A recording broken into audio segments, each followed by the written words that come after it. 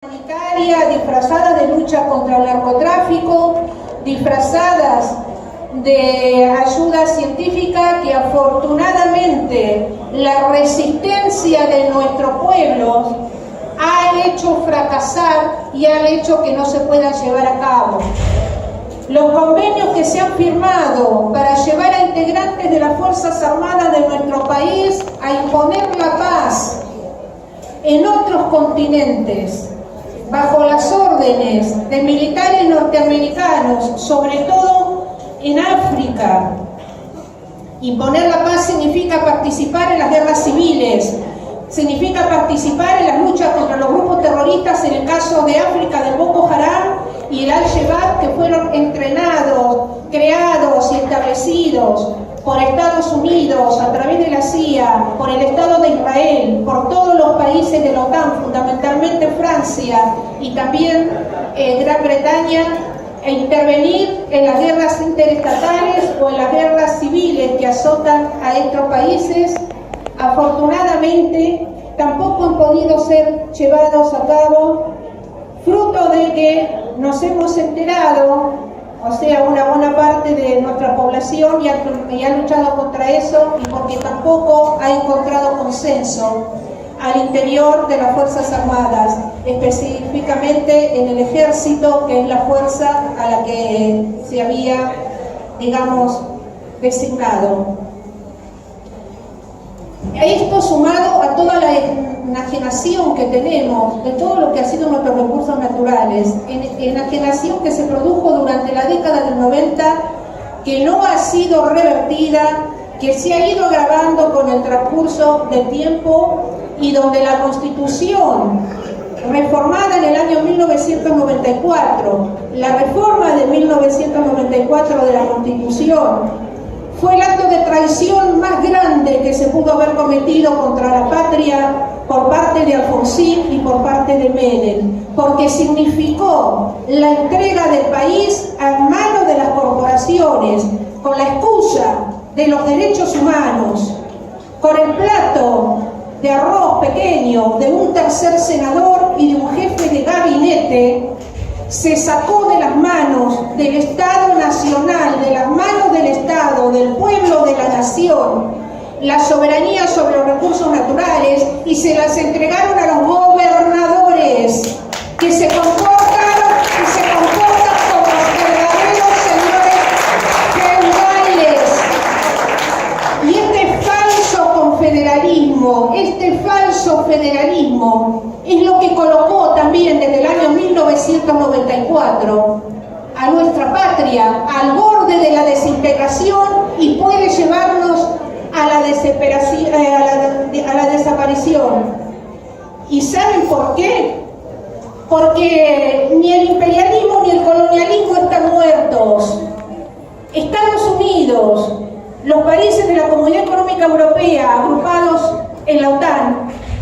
ya no poseen sus recursos naturales, los han depredado, y entonces lo buscan en aquellos países, en aquellos pueblos que aún los poseen.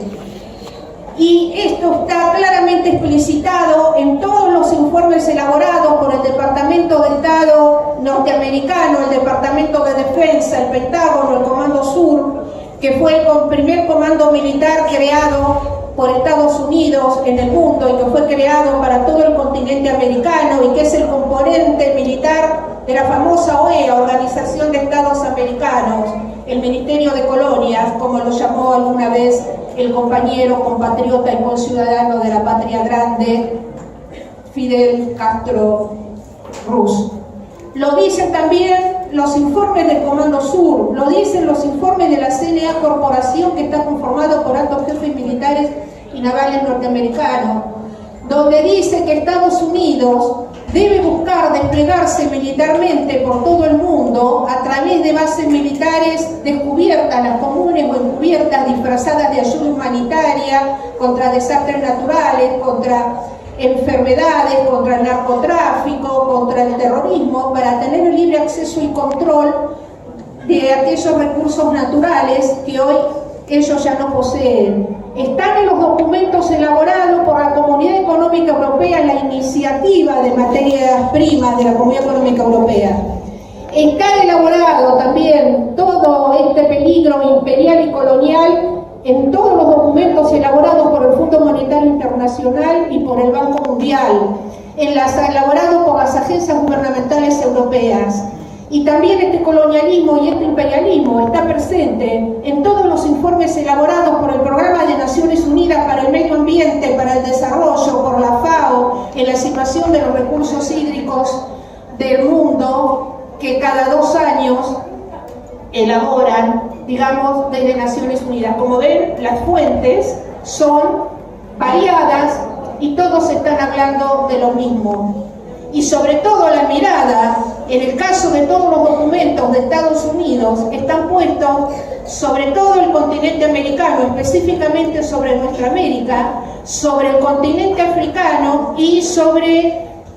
los países del Próximo Oriente. Esto explica la cantidad de guerras que estamos viendo alrededor del mundo. Esto explica las guerras en Libia, el ataque a Libia, el ataque a Yemen, el ataque a Siria, el ataque a Irak, el ataque a Afganistán, los ataques que se están produciendo dentro de África. Esto explica la desestabilización a la que han venido sometiendo a Bolivia, nuestro compañero Evo Morales, y todos los ataques que está sufriendo nuestra hermana República Bolivariana de Venezuela.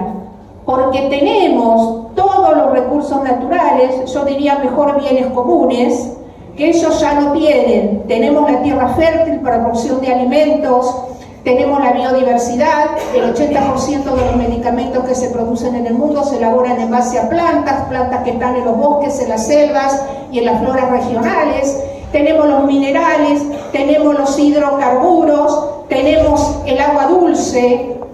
es decir, tenemos todo lo que es necesario para la vida y para el desarrollo social y económico de nuestros pueblos. Todos los tenemos y por eso estamos en el ojo de la tormenta y no estamos exentos de estos peligros. Un par de reflexiones. Muchas dicen que es imposible recuperar la soberanía sobre los bienes comunes. Que es imposible recuperar soberanía sobre derechos humanos como son el gas, la electricidad, la energía, las telecomunicaciones, que es la comida, es decir, los alimentos, que no se puede tener ni seguridad alimentaria ni soberanía alimentaria, y les aseguro que como colaboradora de UNASUR que he sido entre los años 2011 y 2013 y he asesorado al doctor Ali Rodríguez Araque, el secretario general de UNASUR entonces, la batalla que hemos tenido dentro de UNASUR por el tema de la soberanía y la seguridad alimentaria, porque como estaban enquistadas ahí las corporaciones, entonces la seguridad alimentaria consistía en qué cantidad de glifosato y de agrotóxicos y pesticidas le podíamos poner a los cultivos, es decir, para que se den idea de todo esto, es decir, y yo les tengo que decir que están totalmente equivocados. Hay toda una serie de resoluciones de Naciones Unidas de los años 1952-1953,